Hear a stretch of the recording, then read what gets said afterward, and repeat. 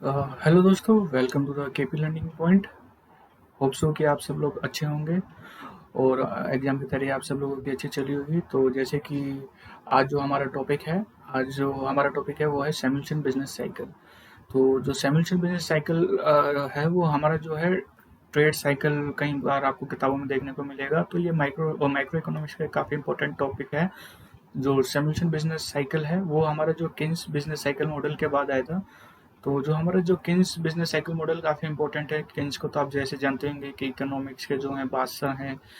Classical लोग की जो थ्योरी को उन्होंने ही वो करा था कि क्लासिकल की थ्योरी जो है अब वो नहीं चलती, क्योंकि वर्ल्ड वॉर वन के बाद जो डिप्रेशन आया था उन्होंने ही उसी को सबसे बाहर निकालने के लिए मदद करी थी। तो उन्होंने जो बिजनेस साइकिल थ्योरी दी थी, उन्होंने बिजनेस साइकिल थ्योरी जो थी उन्होंने मल्टीप्लायर की बात की थी। तो जो सैमुअल्सन थे वो आए, उन्होंने कहा कि मल्टीप्लायर ही नहीं होता, इसमें एक्सेलेरेटर का भी काम करते हैं। तो आज हम इस वीडियो में डिटेल में पढ़ेंगे सैमुअल्सन बिजनेस साइकिल थ्योरी के बारे में, क्योंकि ये एक टॉपिक काफ़ी इंपॉर्टेंट है आपके कॉलेज के लेवल के लिए, अगर आप कोई कम्पिटिटिव एग्जाम दे रहे हैं तो। चलिए देखते हैं सैमुअल्सन बिजनेस साइकिल।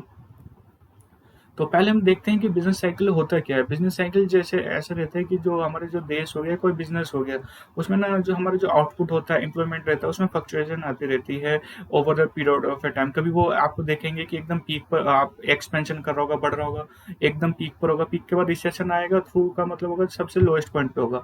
तो इसका अभी बेसिकली अगर मैं आपको उदाहरण दूं, हमारा जो रह रहा है एक्सचेंज, स्टॉक एक्सचेंज, ठीक है। स्टॉक एक्सचेंज को आप इसमें देख सकते हैं कि स्टॉक एक्सचेंज जो था हमारा कोविड के टाइम पे जो था कि हमारी जो आरबीआई थी, आरबीआई की जो पॉलिसी थी वो काफ़ी लीनियंट थी, यानी कि मॉनेटरी पॉलिसी काफ़ी इजी कर रखी थी उन्होंने। अब repo rate, reverse repo rate दोनों घटा दिए थे। लेकिन अब जैसे कि रशिया और यूक्रेन का वॉर चल रहा है, तो उसमें आप देख रहे होंगे कि अब हमारी जो रेपो रेट बढ़ा दिया 0.4 पॉइंट के आधार पर, और रिवर्स रेपो रेट की भी बढ़ने की पूरी संभावना है। तो अब हमारा जो पहले जब एक्सपेंशन था कि हम एक्सपेंड हो रही थी हमारी मार्केट, अब वो धीरे धीरे रिसेशन की ओर हो रही है कि धीरे धीरे हम अब आरबीआई भी जो है मॉनेटरी पॉलिसी को टाइट करते जा रहा है। तो सेम चीज जो अप्लाई होती है वो बिजनेस साइकिल मॉडल में भी अप्लाई होती है। ठीक है। होप सो मैं समझ आपको समझ में आ रहा होगा कि जो हमारा जो बिजनेस साइकिल मॉडल हो गया, जीडीपी हो गया, वो हमेशा 4 फेजेस से होता है: एक्सपेंशन, पीक, रिसेशन, थ्रू। ठीक है। तो इसको मैं आपको ग्राफ के थ्रू समझाऊंगा।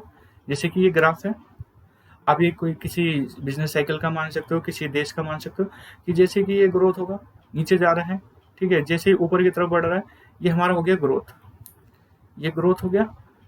ये फिर नीचे की तरफ जैसे जाएगा वो रिसेशन हो जाएगा। रिसेशन से बाद वो नीचे जाएगा, इसे हम थ्रू बोलते हैं। कई जगह आपको स्लम्प में नजर आएगा, लोएस्ट पॉइंट में नजर आएगा। फिर जैसे ही ऊपर उठेगा, ऊपर उठने को हमारा जो रहेगा रिकवरी रहता है। रिकवरी के बाद फिर ये ऊपर पहुंचेगा, ऊपर के बाद हमारा ये जो रहता है ये पीक रहता है, ये पीक हो गया हमारा। ठीक है। फिर ये नीचे की तरफ जाएगा, रिसेशन, फिर और ऐसा जो रहता है साइकिल जो है पूरी चलती रहती है over over a period of time. तो ये आउटपुट और ये टाइम के आधार पर होता है कि किस टाइम पे रहता है, और इसमें वेरियस फैक्टर इन्वॉल्व होते हैं। तो इसके आधार पर काफी इकोनॉमिस्ट ने ना बिजनेस साइकिल थ्योरी दी थी। किन्स की एक उसमें से काफी मेन है। ठीक है। और भी इकोनॉमिस्ट थे। तो नॉर्मली जो एग्जाम में पूछी जाती है, किन्स की पूछी जाती है, सैमुअल्सन की और हिक्स की। तो आज जो हमारा जो है सैमुअल्सन का है, किन्स और हिक्स का हम नेक्स्ट क्लास में देखेंगे। तो हमारी जो ये थ्योरी है ये कुछ इस प्रकार से है कि जो किन्स था उसने थ्योरी ये दी थी कि जो हमारा जो इंक्रीज और डिक्रीज का इन्वेस्टमेंट होता है ना, आउटपुट और एम्प्लॉयमेंट पर जो अफेक्ट रहता है, वो मल्टीप्लायर जो रहता है, मल्टीप्लायर होता है। कि अगर सपोज कीजिए कि हम इकोनॉमी है कोई एक, ठीक है, इकोनॉमी में इन्वेस्टमेंट हुआ, इन्वेस्टमेंट होगा तो क्या होगा, इनकम इंक्रीज होगी। ठीक है। इनकम इंक्रीज होगी तो उससे आप क्या करेंगे, आपके पास पैसा आएगा, आप दोबारा से उसमें मार्केट में लगेंगे, तो मल्टीप्लायर इफेक्ट होता है। तो किसने इस प्रकार की वो करी थी कि जो मल्टीप्लायर होता है या तो वो अपवर्ड काम करता है या डाउनवर्ड काम करता है। ये कि अगर इन्वेस्टमेंट घट रहा है तो इनकम भी घटेगी, तो यानी कि वो यानी नीचे जाएगा या ऊपर जाएगा।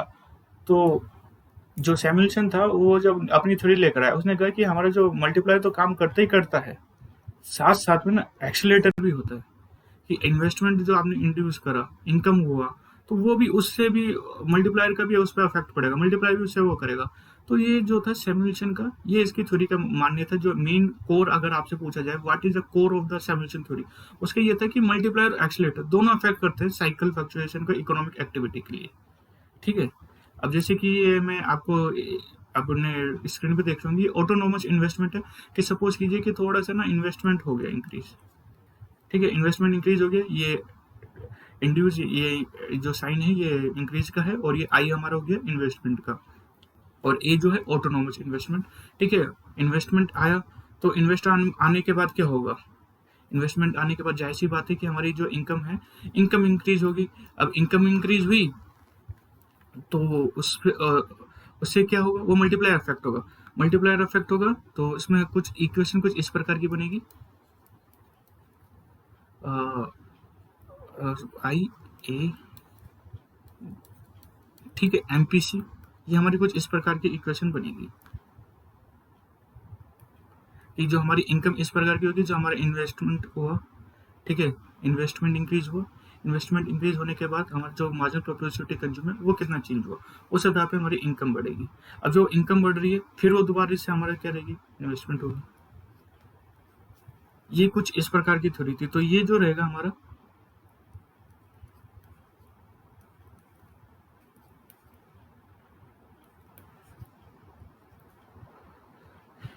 ये जो हमारा है इस प्रकार का हमारा इक्वेशन बनेगी।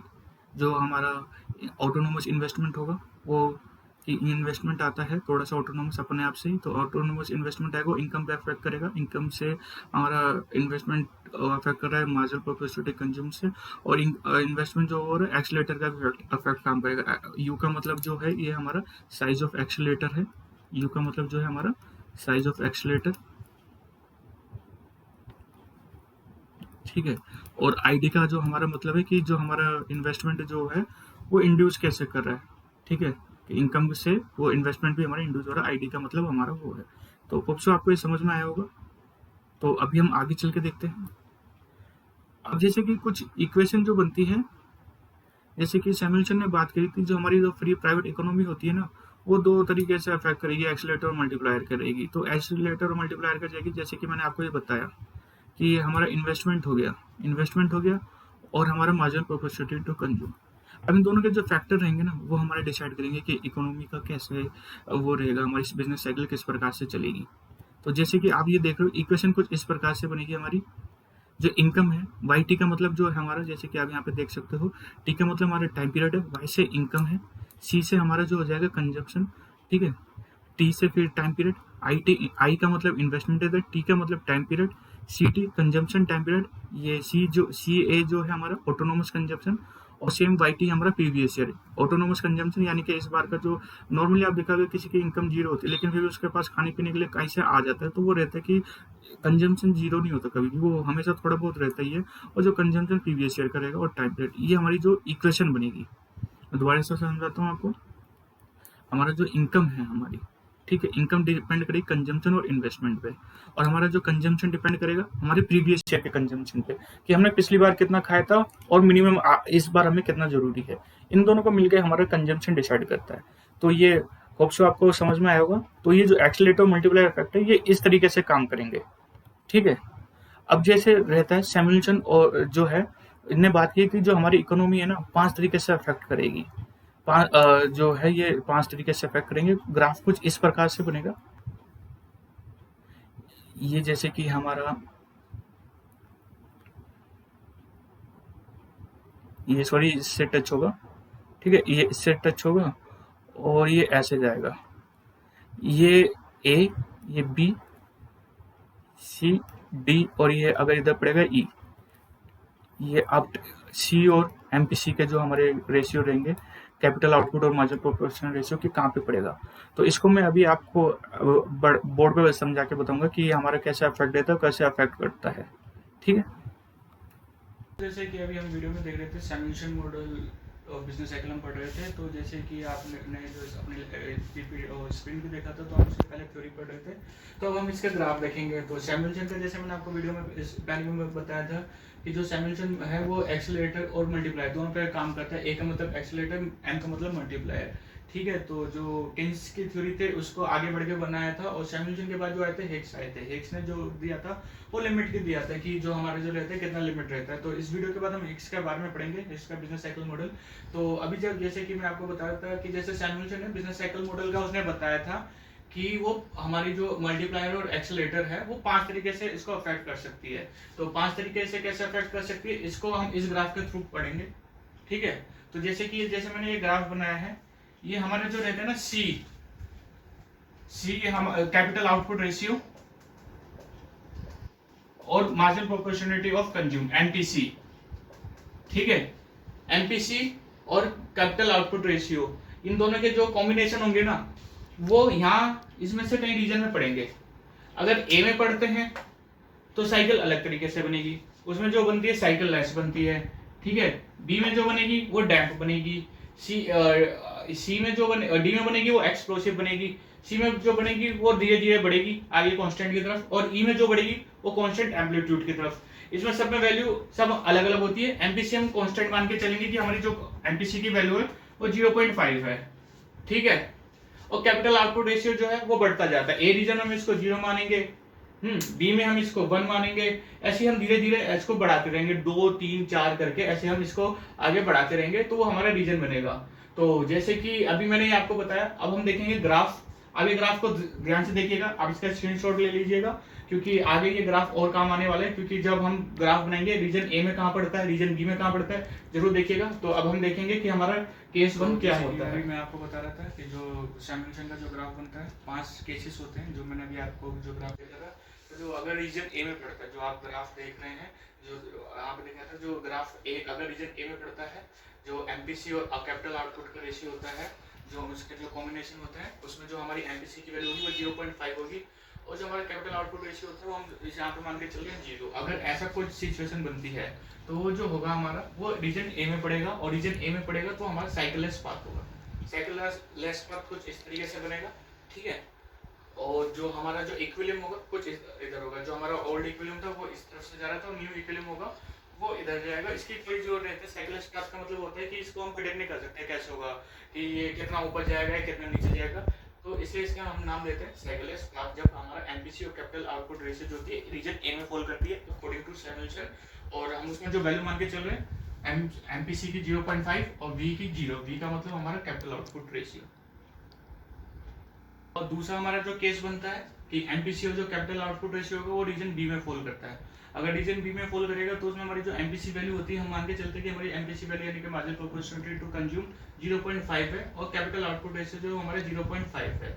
तो जो हमारा जो साइकिल बनेगी कुछ इस प्रकार की बनेगी कि ये हमारा जो है अपर और लोअर लिमिट, तो ये हमारा ऐसा कुछ बनेगा। तो इसका जो नाम दिया गया है वो डैम्प पार्ट दिया गया है। पहले वाला जो था, अगर उसमें एमपीसी 0.5 है और वी जो है 0 है, तो वो जो हमारा था वो हमारा साइकिललेस था। लेकिन अगर बराबर में मान लिया जाए तो बराबर मान लेते हैं, तो हमारा ये डैम्प पाथ होता है कि इसमें जो ग्रोथ है वो इतनी कुछ खास नहीं होती है। तो अब हम देखेंगे अपना, अभी हमारा तीसरा केस है जब एमपीसी और कैपिटल आउटपुट रेशियो होगा वो हमारा रीजन सी में फॉल करेगा। तो पहले हमने देखा था ए और बी में, अब देखेंगे सी में। तो सी में मान के चलते हैं कि हमारा जो मार्जिनल प्रोपोर्शनलिटी टू कंज्यूम है वो 0.5 है, और जो वी है वो हमारा 3 है। तो आप मान के खुद चल लीजिए कि अगर ऐसा सिचुएशन अराइज होती है तो जो ये हमारा है जो बिजनेस साइकिल होंगी उनका इनिशियल इक्विलिब्रियम ऐसा होगा, और जब मार्केट में ऐसा बूस्ट आएगा, बूम आएगा, तो वो जो रहेगा आउटपुट जो रहेगा, ये जो हमारा होगा सीलिंग आउटपुट होगा, कि इससे ऊपर ना आउटपुट कुछ जा नहीं सकता, एकदम अपनी लिमिट पे पहुंच चुका है, इससे ऊपर जा नहीं सकता, तो वो नीचे टकरा के ही आएगा। तो ऐसे को हम बोलते हैं अपना एक्सप्लोसिव साइकिल। ठीक है, कि यहाँ पे जो रहता है बूम हो जाता है, एकदम बूम, कि जो बिजनेस साइकिल होंगे एकदम बूम होगा, एकदम ब्लास्ट टाइप का रहेगा। तो इसे हम बोलते हैं एक्सप्लोसिव साइकिल, जो हमारा रीजन सी में फॉल करती है उस मैप के अनुसार, एमपीसी 0.5 और वी 3। अभी हम देखेंगे बाकी के 2 रीजन। तो अभी हमारा जो है केस 4 है, जब हमारा एमपीसी और कैपिटल आउटपुट जो रेशियो रहता है, जो उनके कॉम्बिनेशन रहते हैं, रीजन डी में फॉल करते हैं। तो रीजन डी आपको पता होगा कहाँ पे पड़ता है, आप वीडियो को थोड़ा सा देख सकते हैं पीछे जाके। तो रीजन डी में जो हमारा पड़ेगा, तो हमारा जो कुछ इस प्रकार का ग्राफ बनेगा, जो साइकिल रहेगी, जो ये हमारा जो नीचे रहेगा ये हमारा इनिशियल इक्विलिब्रियम रहेगा, जो हमारा बूम आने से पहले था। और ये आप ये देख सकते हो कि ये कांस्टेंट राइज हो रहा है। ये एमपीसी की जो वैल्यू है मार्जिनल प्रोपोर्शनलिटी टू कंज्यूम 0.5 और वी जो है हमारा 3 है। तो आप जैसे देख रहे होंगे कि हमारा जो रहता है ना बूस्ट, वो धीरे धीरे कुछ पॉइंट तक तो बढ़ेगा, 0.2 वी 3 जब आ जाएगा तो धीरे धीरे नॉर्मल हो जाएगा। अब 4 पे आप जाएंगे तो कांस्टेंट हो जाएगा। ठीक है, तो आपको ध्यान रखना है, ये हमारा जो केस 3 है वो केस 4 है, सॉरी, रीजन डी पे कुछ इस प्रकार से बनता है। अभी हम चलेंगे अपने लास्ट केस पे, जो हमारा जो बनता है हमारा ये सिमुलेशन साइकिल मॉडल है, बिजनेस साइकिल मॉडल। तो ये हमारा जो लास्ट केस है कि जब हमारा जो एमपीसी और कैपिटल आउटपुट रेशियो वो ई पे पड़ता है, तो ई पे जो पड़ता है वो हमारा थोड़ा हम मान के चलते हैं इक्वल होता है, उसमें कांस्टेंट रहता है, क्योंकि जो हमारा जो इनकम और टाइम पीरियड होता है, जो ये मार्जिन प्रोपोर्शनलिटी टू कंज्यूमर और बी जो है 1 है, तो ये जो रहेगा कांस्टेंट रहेगा। इसे कांस्टेंट एम्पलीट्यूड बोलते हैं हम, कांस्टेंट एम्पलीट्यूड।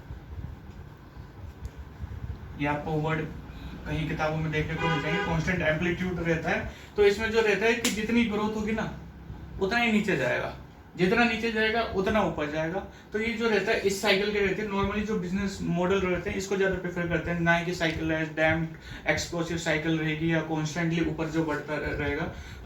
ये जो कांस्टेंट ये वाला एम्पलीट्यूड वाला जो इससे पहले जो हमने करा था, वो जो नॉर्मली धीरे धीरे अपवर्ड की तरफ बढ़ता है, उससे बेहतर ये रहता है कांस्टेंट एम्पलीट्यूड इनिशियल इक्विलिब्रियम के आधार पर, जितना बढ़ेगा उतना घटेगा।